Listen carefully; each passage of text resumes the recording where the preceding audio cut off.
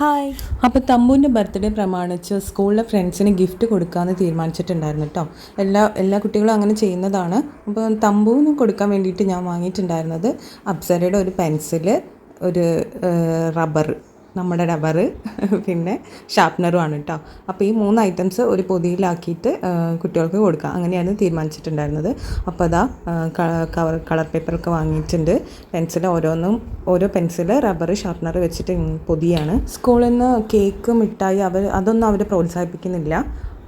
ഇതുപോലെ ഗിഫ്റ്റ് കൊടുക്കാം. പിന്നെ നമ്മൾ എന്തെങ്കിലും ഉച്ചഭക്ഷണ പദ്ധതിയിലേക്ക് എന്തെങ്കിലും സംഭാവനയായിട്ട് കൊടുക്കുകയോ അല്ലെങ്കിൽ ഫുഡ് ഐറ്റംസ് വാങ്ങിച്ചു കൊടുക്കുകയോ അങ്ങനെയൊക്കെ ചെയ്യാം.